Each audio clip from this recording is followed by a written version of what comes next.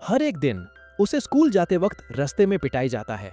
बस बेमानी से कुटाई, नहा रहा है, नहीं वहां भी सुरक्षित नहीं है, फिर से पिटाई, गली में चल रहा है, अपने काम से काम, स्कूल के दबंग उस पर टूट पड़ते हैं गीद की तरह। तुम सोचोगे कि वो बस हार ना मान लेगा और स्कूल छोड़ देगा ना? नहीं, ये बच्चा किसी और ही मिट्टी का बना हुआ है। उसके अंदर आग जल उठती है और वो फैसला करता है कि वो अब एक ऐसा धावा करने वाला अकेला लड़का बनेगा जो इन दबंगों को उनकी औकात दिखा देगा। और सुनो, उसके पास कोई बुद्ध ज्ञानी उस्ताद नहीं है जो उसे पहाड़ों में ट्रेनिंग दे रहा हो। ये बच्चा बिल्कुल अपने दम पर है। हर सुबह वो उठता है और 30 किलोमीटर दौड़ता है। ये तो ऐसे है जैसे दिन की शुरुआत एक मैराथन से करें। फिर वो 5 घंटे रोप जंपिंग करता है। उसके बाद कुछ हजार पुशअप्स बस वार्म अप के लिए। और लड़ना कैसे सीखा? यूट्यूब से। वो खुद ही सीखता है, कैपोएरा को कराटे के साथ मिलाकर। बिल्कुल सही, वो अपना खुद का घातक मार्शल आर्ट बना रहा है जो उसे अटल बना देगी। मैं कह रहा हूँ, बस एक हफ्ते बाद, सिर्फ एक हफ्ता, ये लड़का 3 स्कूल्स का राजा बन जाता है। वो उन दबंगों को धरती पर रोते छोड़ रहा है। लेकिन सुनो,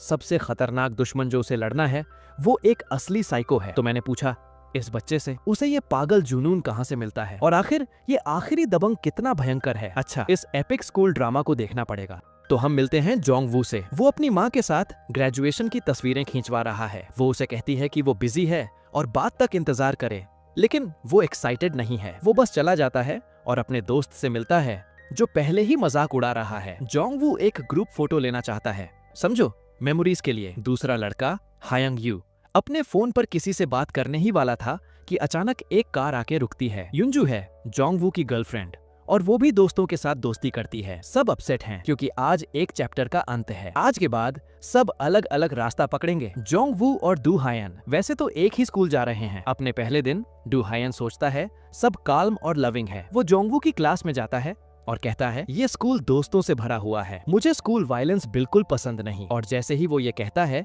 एक लड़का आता है और कहता है मेरी सीट से हटो। डू हायन बस कहता है नहीं और वहां से निकल जाता है। क्लासरूम के बाहर एक न्यू स्टूडेंट युंग, जिसे पूरा पीटा जा रहा है, लेकिन पीटे जाने के बाद भी वो उठकर कहता है बस इतना ही था, स्कूल के दबंग, तुम तो लड़कियों की तरह मरते हो। और फिर अचानक युंग एक ऐसा पंच मारता है जो दबंग को अनकॉन्शियस करके गिरवा देता है। दबंग ग्राउंड पर लेटा है, उठ ही नहीं पाता। युंग बस मुस्कुराता है और ब्लड धोकर चला जाता है। बाद में योंगटी से हान पियो कहता है मैंने सुना है एक फ्रेशमैन है जो फाइटिंग जीनियस माना जाता है, नाम है जोंग वू, क्या यहाँ आने से पहले तुमने उसके बारे में कोई रिसर्च की थी? होनियो कहता है वो एक लेजेंडरी मिलिट्री इंटेलिजेंस एजेंट का बेटा है, कोरियन ब्रूस ली। वो इतना तेज है तुम उसे हिलते भी नहीं देखोगे और तुम बेहोश हो जाओगे। कहते हैं वो 100 आदमियों को बिना पसीना बहाए हरा सकता है। तो जोंग वू को लड़ना सिखाया गया था। कहा जाता है वो किसी से नहीं डरता और युंगटी बस मजाक उड़ाता है। वो कहता है क्या तुम उसका पब्लिसिस्ट हो? तुम तो शब्द भी बिगाड़ कर नहीं बोल रहे, मैं उसे पीटता हूँ। फिर अपनी सारी धमकी देते हुए युंगटी अपनी छोटी सी टीम को लेकर जोंग वू को ढूंढने निकलता है और दूसरे फ्रेशमैन को धमकी देता है जो बेवकूफ आगे बढ़ रहा है। वो किसी मोटे लड़के को पॉइंट करता है जो रोस्ट पोर्क खा रहा है। युंगटी जो सोचता है वो बहुत हास्यास्पद है, कहता है तुम जोंग वू से ज्यादा सुअर लगते हो। वो लड़ाई शुरू करने ही वाला होता है जब होनियो आता है और कहता है वो नहीं है। पता चलता है जोंग वू पास ही बैठा है, हिलता तक नहीं है। वो युंगटी की तरफ ध्यान तक नहीं देता। तो युंगटी पंच करने की तैयारी करता है, लेकिन डू हैन बीच में आकर उसे रोकता है। वो पूरी ताकत से धकेल देता है, लेकिन युंगटी की बाहु नहीं हिला पाता। तो युंगटी कहता है तू तो एक छोटी सी छिपकली है, चला जा यहाँ से, नहीं तो पिट जाएगा। जैसे ही वो ये कहता है, जोंग वू अपनी टांग से उसकी टांग ऐसे उठा देता है कि वो गिर जाता है और युंगटी जोर से गिरा। वो उठकर कहता है आज सुबह यहाँ फर्श किसने पोछा मारा?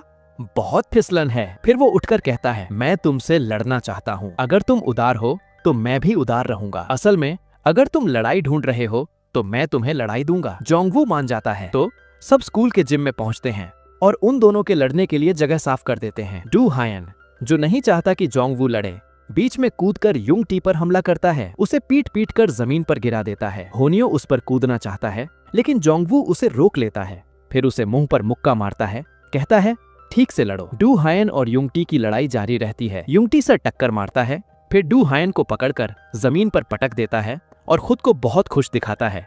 लेकिन जैसे ही वो आखिरी किक मारने वाला होता है, उसे घुटने पर जोर से किक लगती है और वो चिल्लाता है। डू हायन उसे पीटना शुरू कर देता है, तो युंगटी डू हायन को उठाकर जमीन पर पटक देता है। जोंग वू दोनों को रोकता है और कहता है टीचर आ रही है। युंगटी गुस्से से भरा है, लेकिन उसे जाना पड़ता है कहता है वो क्लास के बाद मिलेगा। उसी वक्त एक फेमस स्टूडेंट। दोस्तों, वीडियो बनाने में बहुत मेहनत लगती है।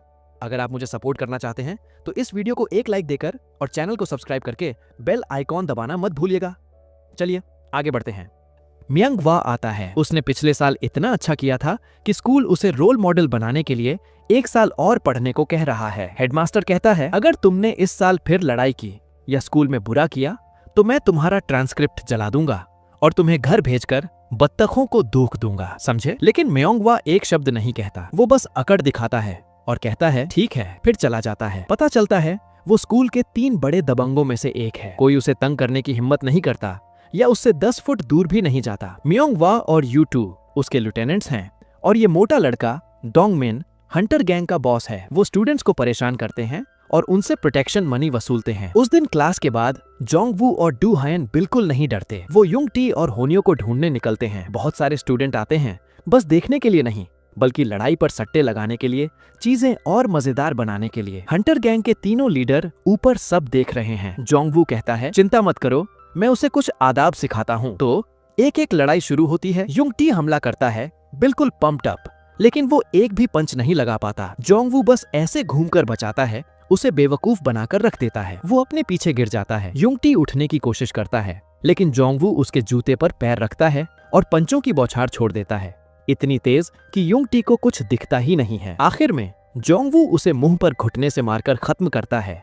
युंग टी को वहीं सबके सामने बेहोश कर देता है। म्योंगवा कहता है वो लड़का ऐसा नहीं है जिसे छेड़ा जाए। यू2 मजाक उड़ाता है और कहता है क्या तुम उससे डरते हो? जब वो दोनों बहस कर रहे होते हैं, डोंगमिन हेड होंचो के दिमाग में बिजली चमकती है। वो कहता है चलो उसे गैंग में भर्ती करते हैं और उसे कर्ज वसूलने के लिए लगाते हैं, हम और भी ज्यादा पैसा कमाएंगे। नीचे युंग टी को आंख लगती है और उसे पता चलता है कि सब चले गए हैं, सिर्फ हान पियो को छोड़कर। वो जोंगवू और डू हायन के पीछे भागता है और फिर अचानक वो अपनी बाहें उनके गिर्द डाल देता है जैसे उनके बेहतरीन दोस्त हैं। असल में उनसे ऐसे चिपक जाता है जैसे पागल हो। फिर वो कहता है अगर हम नहीं लड़ते तो हम दोस्त नहीं बन सकते। मुझे लगता है मैं तुम दोनों से प्यार करता हूँ। जोंगवू और डू हायन समझ नहीं पाते, लेकिन उसे नजरअंदाज कर देते हैं। स्कूल से निकलते वक्त हंटर गैंग उनका इंतजार कर रही होती है, चींटियों की तरह भरी हुई। चारों लड़के सीधा निकलने की कोशिश करते हैं, लेकिन यू2 उन्हें रोक लेता है। बॉस डोंगमिन कहता है हम हंटर गैंग हैं, अगर तुम हम में शामिल हो जाते हो तो तुम्हें प्रोटेक्शन मनी नहीं देनी पड़ेगी और तुम्हें जो पैसा हम लोगों से वसूलेंगे उसमें से 10% भी मिलेगा। डोंगमिन समझता है जोंगवू ऑफर पर कूद पड़ेगा और हाथ मिलाने के लिए बढ़ता है, लेकिन जोंगवू बस कहता है क्या तुम बेवकूफ हो? फिर पूरा ग्रुप उन पर हंसते हुए चला जाता है।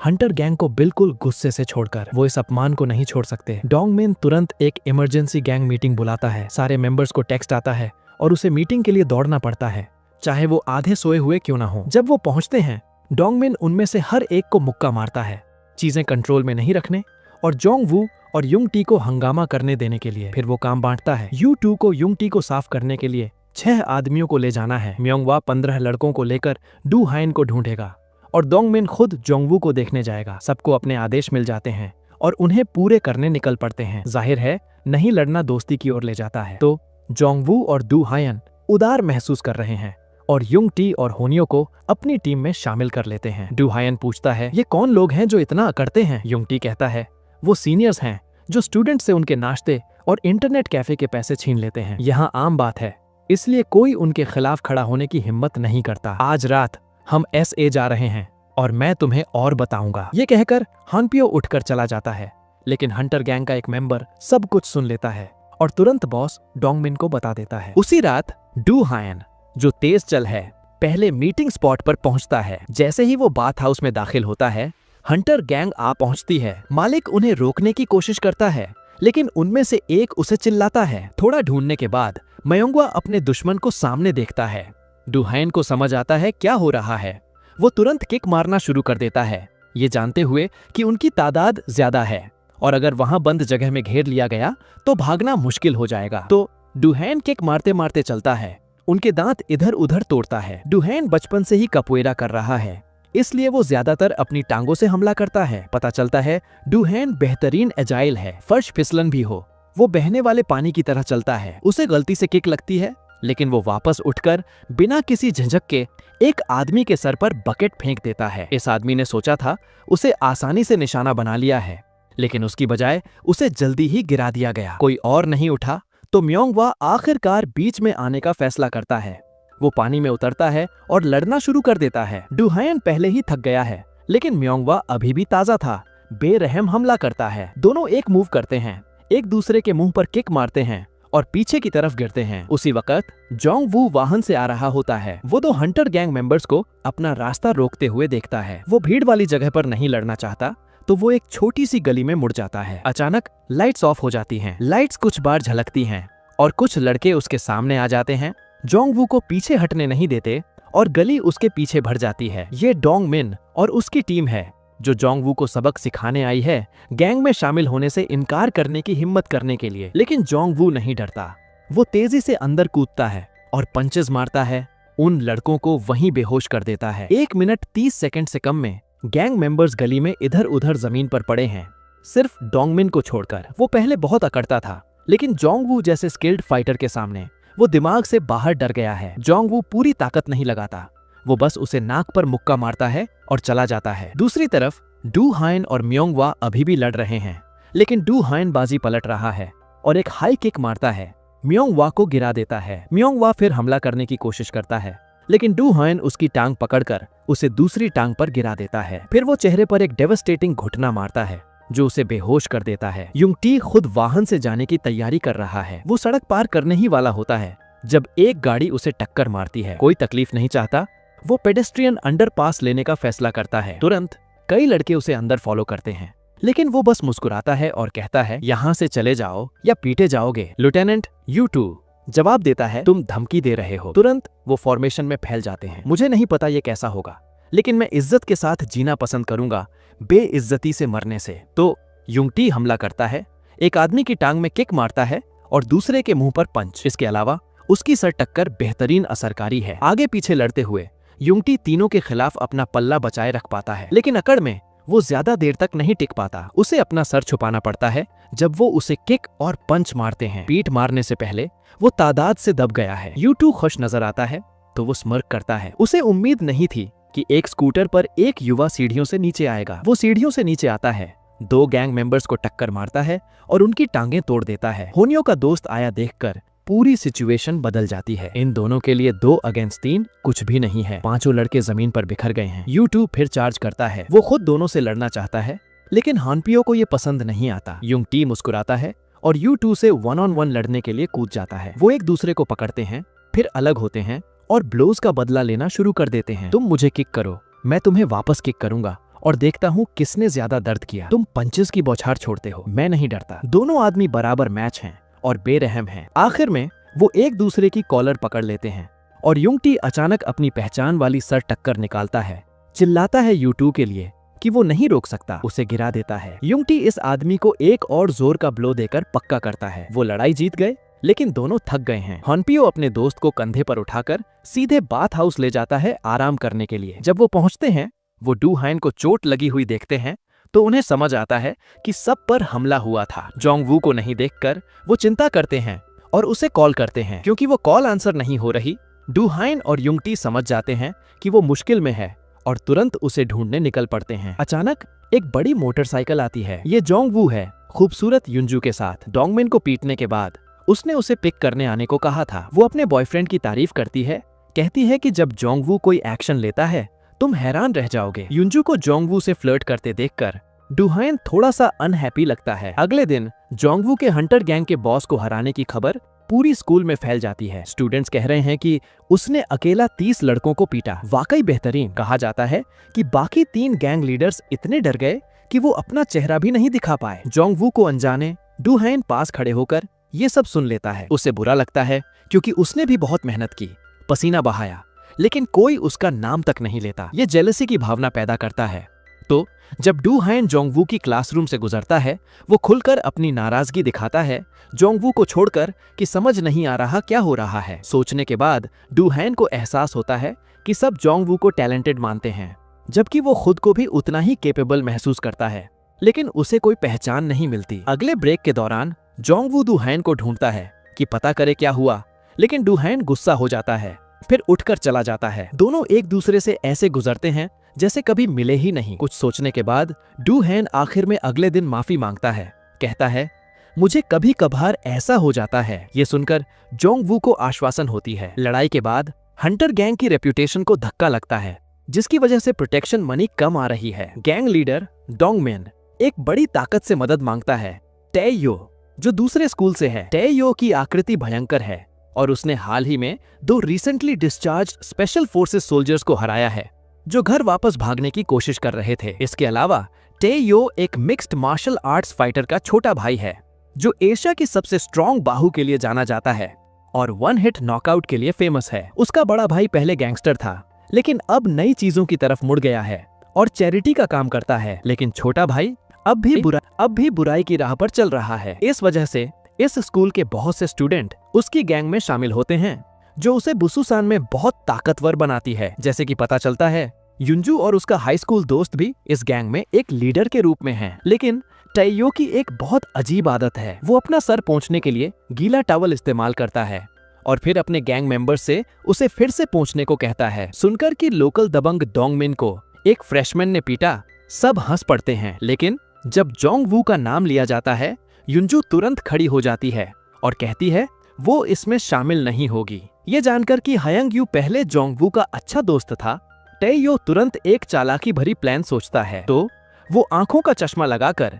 एक इंटेलेक्चुअल गैंगस्टर की तरह कहता है, जापान कोरिया पर कब्जा करना चाहता है, लेकिन हमेशा कहता है कि वो हमारे देश की मदद कर रहा है, तो हम हंटर गैंग की मदद करेंगे, लेकिन असल में हम उनका इलाका अपने कब्जे में कर लेंगे। ये कहकर वो हयंगयू को एक काम देता है, जोंगवू को एक चैलेंज देने का। स्कूल वापस युंगटी जोंगवू को कहता है कि वो डोंगमिन की हंटर गैंग को बिल्कुल खत्म करना चाहता है, लेकिन जोंगवू का अलग आइडिया है, ज्यादा दोस्त कम दुश्मन। तो वो 2 लिeutenants को सीरियस बात के लिए ढूंढता है। जल्दी ही ये दोनों लड़के स्वयं से अच्छाई करते हैं और बुराई को छोड़ देते हैं। तो वो हंटर गैंग छोड़कर जोंगवू की टीम में शामिल हो जाते हैं। सब ऐसे एक्ट करते हैं जैसे पहली लड़ाई कभी हुई ही नहीं थी और सबका मूड अच्छा है। अचानक डूहान को हयंगयू का टेक्स्ट आता है, जो उसे और जोंगवू से आज रात मिलने को कहता है।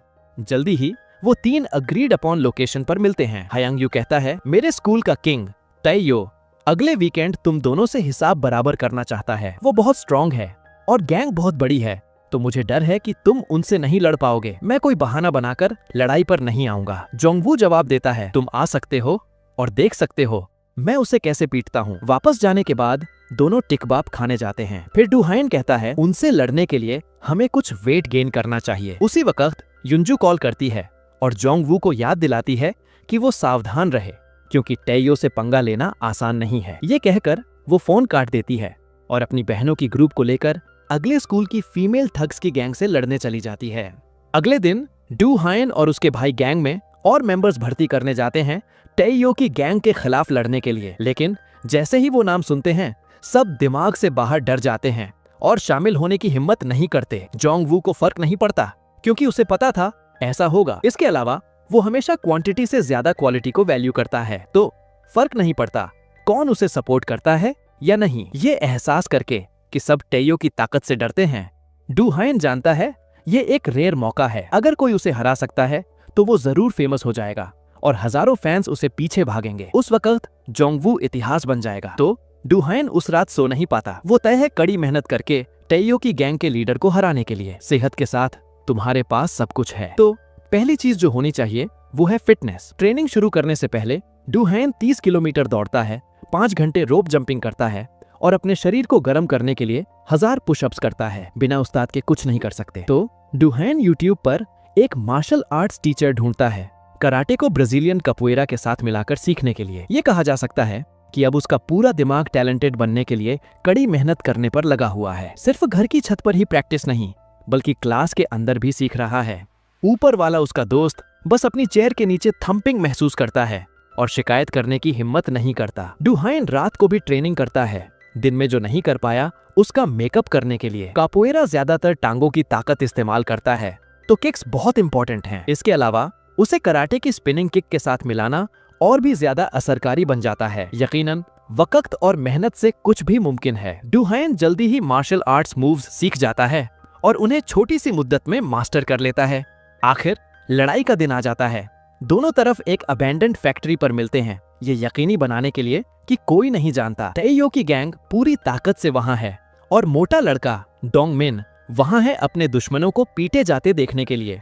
लेकिन जब जोंगवू का ग्रुप आता है, डोंगमिन का जबड़ा गिर जाता है जब वो देखता है कि उसके दो लिeutenants मियोंगवा और यू2 उसे धोखा देकर उसकी टीम छोड़कर आ गए हैं बिना उसे पता चले। इंसल्ट में इजाफा करने के लिए दोनों उसे बाव करते हैं और फिर उसे चैलेंज करने के लिए मिडिल फिंगर दिखाते हैं। डोंगमिन का गुस्से से भरा चेहरा देखकर सब हंसते हैं और मजेदार वक्त गुजारते हैं। ये देखकर कि जोंगवू छोटा है, टेयो कहता है, क्या प्यारा है, मुझे तब बताओ जब तुम्हारे लोग ठीक से आ जाएं ताकि हम असल में लड़ सकें। ये सुनकर जोंगवू आगे बढ़ता है और कहता है, मैं तुम सबको अकेला ठीक कर दूंगा। टेयो फिर हयंग यू को बुलाता है अपने जमाने के पुराने दोस्त से लड़ने के लिए, लेकिन जोंगवू चालाकी से जवाब देता है, तुम बॉस हो, क्या तुम कछुए की तरह डरकर पीछे हटोगे बेवकूफ। ये सुनकर टेयो गुस्सा हो जाता है, टॉवल से अपना चेहरा पोंछता है और उसे डोंगमिन को फिर से पोंछने के लिए देता है, लेकिन वो लेने से इनकार कर देता है। टेयो फिर हायंग यू की जगह लड़ने के लिए अपनी शर्ट उतारता है। अपना मौका आया देखकर जोंगवू बीच में आने ही वाला होता है जब डू हायन उसे रोकता है और कहता है, क्यों मैं नहीं कर सकता। जैसे ही वो ये कहता है, दोनों लड़ना शुरू कर देते हैं। डू हायन किक्स की लड़ी छोड़ता है, लेकिन उनका कोई असर नहीं होता। टेयो का शरीर बैरल जैसा है, बेहतरीन मजबूत। वो आसानी से डू हायन को फिसलाकर जमीन पर गिरा देता है, उसे बस बचने पर मजबूर कर देता है। टेयो की किक्स ऐसी महसूस होती हैं जैसे डू हायन की टांगें तोड़ देंगी, उसे बहुत दर्द देती हैं।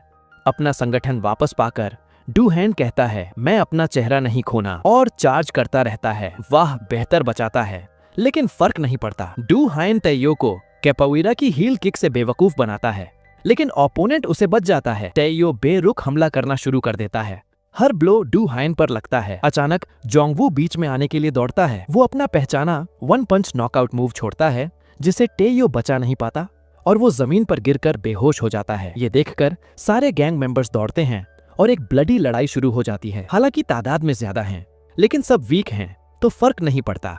यकीनन जोंगवू टेयो को नहीं छोड़ेगा। वो जोंगवू के लिए कुछ भी नहीं है और उसे छूने के लायक भी नहीं, तो उसे बिल्कुल बेहोश कर दिया जाता है। एक आदमी आता है और वो उसे गिरा देता है। दो आदमी आते हैं और जोंगवू दोनों को किक मारता है। बाकी भाई भी बहुत इंथुजियास्टिक हैं और ऐसे लड़ते हैं जैसे पहले कभी नहीं लड़े। इन स्कमबैग्स पर कोई रहम नहीं दिखाते।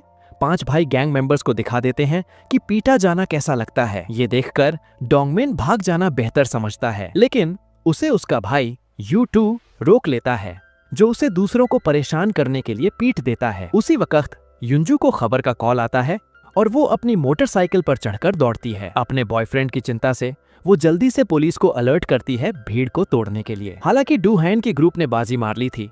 युंगटी लापरवाही से अपनी खोपड़ी जमीन पर मेटल पाइप से कुचल गई, जिसकी वजह से उसे खून बहुत निकल रहा था। हायंग यू कभी कभार जोंगवू की मदद करता है, अपने ही टीममेट्स को पंच मारकर। आखिर में वो इन लड़कों को खत्म कर देते हैं। पुलिस साइरन्स की आवाज सुनकर गैंग मेंबर्स टैंक की तरह बिखर जाते हैं बिना ब्रेक्स के। टेयो सबसे ज्यादा इंजर्ड है और युंगटी को भी ट्रॉमेटिक ब्रेन इंजरी का खतरा है, तो वो सब भाग नहीं सकते और उसे वहां रहकर परिणाम भोगने पड़ते हैं। डू हायन अपनी हार से निराश महसूस करता है, कहती है, मेरी सारी मेहनत बर्बाद हो गई। इस वक्त पुलिस पहुंच जाती है और सबको पुलिस वैन के पीछे डालकर थाने ले जाया जाता है। युंगटी को स्पेशल ट्रीटमेंट दिया जाता है और उसे ऑर्थोपेडिक ट्रॉमा सेंटर ले जाया जाता है। युंजू दौड़ती है और कहती है, मैं माफी चाहती हूँ पुलिस को बुलाने के लिए। जोंगवू जवाब देता है, ठीक है। थाने में एक ऑफिसर कहता है कि सबको अपने पेरेंट्स को कॉल करना होगा बेल कराने के लिए, तभी वो जा सकते हैं। लेकिन जोंगवू बहादुरी से खड़ा हो जाता है और सारी जिम्मेदारी ले लेता है। मैं वही हूँ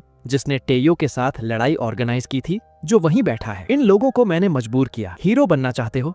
हैं? अच्छा, मैं तुम्हारी स्कूल में रिपोर्ट करूंगा। जल्दी ही प्रिंसिपल पहुंच जाता है और जोंगवू की ग्रुप के सारे भाई रिलीज हो जाते हैं। उसी वक्त टेयो का भाई भी आ जाता है। सेलिब्रिटी है, सब थोड़ा सा डर जाते हैं। छोटे बेवकूफ, तुम समझते कौन हो? ये कहते हुए वो अपने भाई को थप्पड़ मारता है। अगले दिन स्कूल में प्रिंसिपल उनमें से हर एक की पीठ पर छंटा मारता है। सब ठीक चलता है जब तक डू हायन की बारी नहीं आती। फिर वो नहीं गिरता। असल में डू हायन जिद से जिम्मेदारी कबूल करने से इनकार कर देता है और दावा करता है कि जोंगवू ही लड़ाई का मास्टरमाइंड था। ये कहकर डू हायन गुस्से से चला जाता है, प्रिंसिपल को हैरानी से छोड़कर। इस वक्त जोंगवू के पापा भी पहुंच जाते हैं। वो कहते हैं, मेरा बेटा घर पर बहुत शरीफ है, लेकिन वो घर पर कम ही रहता है। मुझे नहीं पता स्कूल में क्या हुआ। प्रिंसिपल जवाब देता है, जोंगवू ने माना है कि उसने एक लड़ाई ऑर्गेनाइज की जिसमें युंगटी नाम के स्टूडेंट को ट्रॉमेटिक ब्रेन इंजरी हुई है, तो स्कूल मजबूर है जोंगवू को निकालने के लिए। बेहतर ये होगा कि आप उसे किसी दूसरे स्कूल में ट्रांसफर करा दें।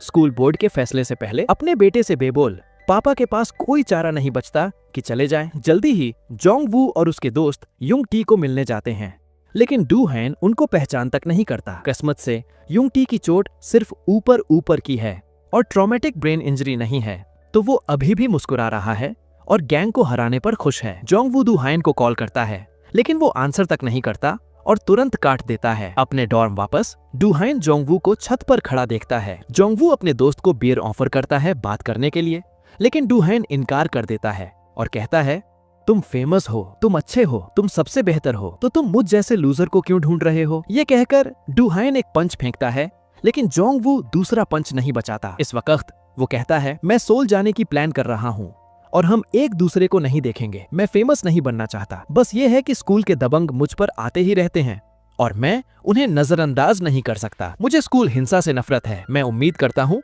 तुम गैंग्स को खत्म कर दोगे ताकि सब शांति से रह सकें। डू हैन जवाब देता है, मैं इन हरामियों से भी नफरत करता हूँ जो दूसरों को परेशान करते हैं, लेकिन मैं अपने तरीके से करूंगा। अगले दिन पुलिस अधिकारी युंगटी अस्पताल से डिस्चार्ज होकर स्कूल वापस आ जाता है। जोंगवू अपने पापा के साथ गाड़ी में बैठकर उदास नजर आता है। दोस्तों का ग्रुप अब 4 लोगों का रह गया है, क्योंकि डू हैन ने सक्रिय रूप से ग्रुप से अलग होकर खुद को अलग कर लिया है और पहले की तरह सबके साथ नहीं खेलता। जब तुम सोचते हो कहानी खत्म हो गई, बुसुसान में एक और भी ज्यादा रूथलेस ठग आता है। ये है एसवा, सबसे बड़ी गैंग का बॉस। वो कर्जे वसूलने और अपने मकसद के लिए जालिम तरीके इस्तेमाल करने के लिए फेमस है, जो उसे पुराने गैंगस्टर से भी इज्जत दिलाता है। तो अगले दिन टे यो और डोंग मिन दोनों उस गैंग के हेडक्वार्टर्स में मदद मांगने और बदला लेने जाते हैं। संगवा कहता है, तुम बिल्कुल बेकार हो। दोनों बहस कर रहे होते हैं जब अचानक बड़ा बॉस संगवा आता है। वो कहता है, ये दो क्या कर रहे हैं? क्या ये अभी फिल्म शूट करके आए हैं? युंगटी गुस्सा होकर खड़ा हो जाता है,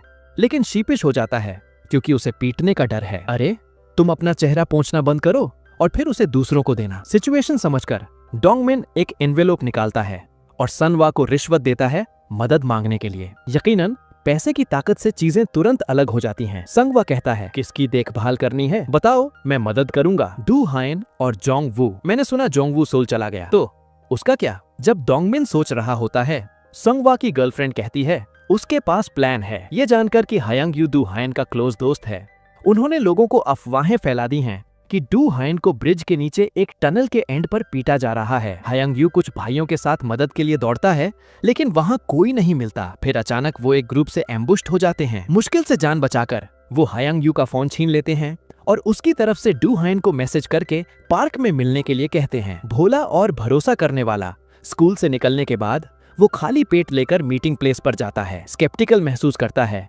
क्योंकि पार्क अचानक अंधेरा हो गया है। डू हैन फिर अपने दोस्त को कॉल करता है, जो जवाब नहीं देता। फिर अचानक लाइट्स ऑन हो जाती हैं। गौर से देखता है, वो संगवा को एक ढेर अपने हेंचमैन के साथ बैठा हुआ देखता है। तुरंत हेंचमैन आकर उसे घेर लेते हैं, ये जानते हुए कि कुछ बुरा होने वाला है। डू हैन पूछता है, मेरा दोस्त कहाँ है? इस वक्त डोंगमिन और टे यो आते हैं। संगवा भी हायांग यू का फोन निकालकर डू हैन के पैरों के पास फेंक देता है और डू हैन सब समझ जाता है। संगवा कहता है, मैंने सुना है तुम स्कूल के बेहतरीन फाइटर में से एक हो, हैं? डू हैन हल्का सा हंसकर जवाब देता है, तो क्या हम तुम्हें हॉस्पिटल भेजने वाले हैं, समझे? जैसे ही हेंचमैन प्लान के मुताबिक एक्ट करने की तैयारी कर रहे हैं, गैंग में से कोई युंजू को मैसेज भेजता है कि डू हैन को पीटा जाने वाला है। बुरी खबर मिलते ही युंजू तुरंत जोंगवू को टेक्स्ट करती है, क्योंकि केवल वही इसे पूरी तरह से सुलझा सकता है। तुरंत वो ब्यूटी स्पीड बढ़ाती है, गियर्स चेंज करती है, मुड़ जाती है और सीधे सोल अपने बॉयफ्रेंड को पिक करने के लिए जाती है। पार्क में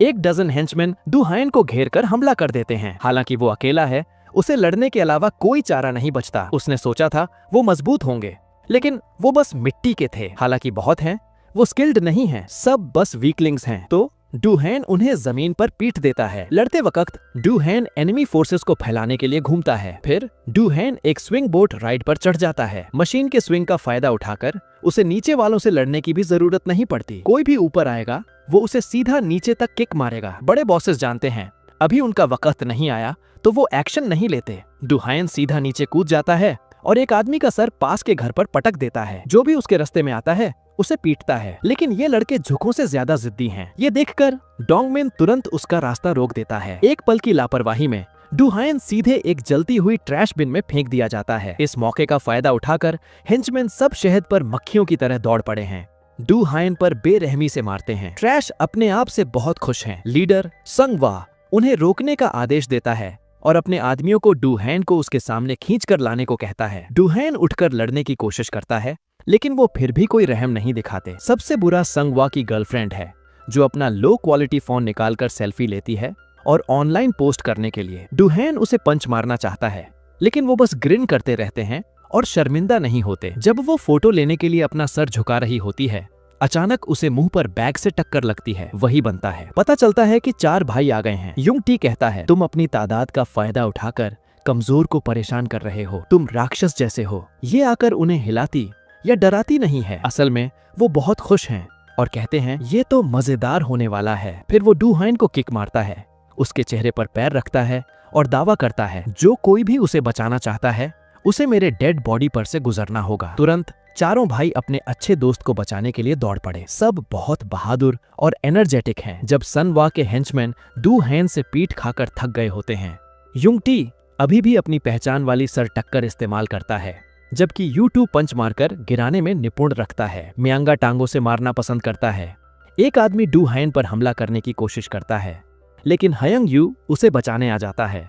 टीम को उनके स्ट्रॉन्ग ब्रदरहुड स्पिरिट से बोल्स्टर करता है, जो सबकी ताकत बढ़ा देता है। वो सब मुस्कुराते हैं, क्योंकि मुश्किल वक्त में भाइयों ने एक दूसरे को नहीं छोड़ा। वाकई अच्छे वक्त में बांटना और बुरे वक्त में साथ देना। ये देखकर कि लड़ाई फीवर पिच पर है, उनके पीछे फेरिस व्हील अचानक चलने लगता है। सब 5 सेकंड के लिए फ्रीज हो जाते हैं। उनकी आंखें फटी की फटी रह जाती हैं, क्योंकि जो आते हैं वो युंजू की गैंग की लड़कियां हैं। संगवा मजाक उड़ाता है और कहता है, अरे मैं बहुत डर गया। फिर एक बड़ी मोटरसाइकिल की आवाज आती है। ये जोंगवू और युंजू हैं जो उतर रहे हैं। जोंगवू अपने ओपोनेंट से बिना किसी डर के गुजर जाता है। एक हेंचमैन अंदर दौड़ता है, लेकिन जोंगवू उसे एक स्वर के नोट से भी कम वक्त में गिरा देता है। ये बाकी सबको डरा देता है, क्योंकि जोंगवू की मूव्स ने कंफर्म कर दिया है कि वो एक ऐसा मास्टर है जिसका कोई जवाब नहीं। जोंगवू डू हायन से कहता है, उठो और लड़ो। ये कहकर वो संगवा का सामना करता है और एक शर्त रखता है, अगर तुम हारो तो बुराई करना छोड़ दो। स्कूल हिंसा निंदा के लायक है, समझे? ये सुनकर सुंगवा हंसते हुए कहता है, ये लड़का पागल है। तुम सोचोगे जोंगवू सुंगवा से लड़ेगा, लेकिन इसकी बजाय वो तुरंत डू हायन को लड़ने के लिए बुलाता है। डू हायन समझ जाता है जोंगवू का क्या मतलब है, तो वो सुनता है। युंग टी पूछता है क्यों, और जोंगवू समझाता है, मैं यहाँ ज्यादा देर नहीं रहूंगा। उसे ये करने के काबिल होना होगा स्कूल की सुरक्षा के लिए। सुंगवा तुरंत चार्ज करता है और 3 बेसिक मूव्स के बाद डू हायन फिर से जमीन पर है। हालांकि वो हारना नहीं मानता। डू हायन फिर से उठ खड़ा होता है। नतीजा कुछ भी हो, वो सुंगवा की टांग पकड़कर उसे बार बार पंच मारता है। एसवा तो घूमकर एक दर्दनाक शोल्डर लॉक भी छोड़ देता है। डू हायन लड़ने के लिए चार्ज करता रहता है। हालांकि वो लगातार भारी ब्लोज खाता है। वो हमेशा अपनी आखिरी सांस तक अपनी कोशिश करता है। अचानक डू हायन को कपुएरा टेक्निक्स याद आती हैं जो उसने सीखी थीं, और जब वो उन्हें लगाता है तो वो काम करती हैं। संगवा मूव्स को नहीं तोड़ पाता। डू हायन अंदर कूदकर संगवा की गर्दन में किक मारता है, उसे जमीन पर गिरा देता है। आखिर में वो जीत जाता है। ये देखकर हेंचमैन बयाबन भागते हैं, सिर्फ संगवा की गर्लफ्रेंड को छोड़कर, जो उसे जाने में मदद करती है। डोंगमिन और तेयो एक दूसरे पर इल्जाम लगाना शुरू कर देते हैं, फिर भाग जाते हैं। जोंगवू सोल वापस जाने ही वाला होता है। युंजू यकीनी बनाती है कि सब मिलकर एक फोटो ले जैसे पहले लेता था, ताकि कोई भी बदला न रखे। तो डू हायन, जोंगवू और युंजू अब भी एक टीम है। उसके बाद से डू हायन की लीडरशिप में बुसुसान में पहले जेली स्कूल हिंसा नहीं हुई। आपका बहुत बहुत शुक्रिया ये वीडियो पूरी देखने के लिए। स्क्रीन पर आपको मेरी दूसरी वीडियोस भी दिख रही होंगी। जाने से पहले चैनल को सब्सक्राइब जरूर कर लें और इस वीडियो को लाइक करना मत भूलें। मिलते हैं अगले वीडियो में।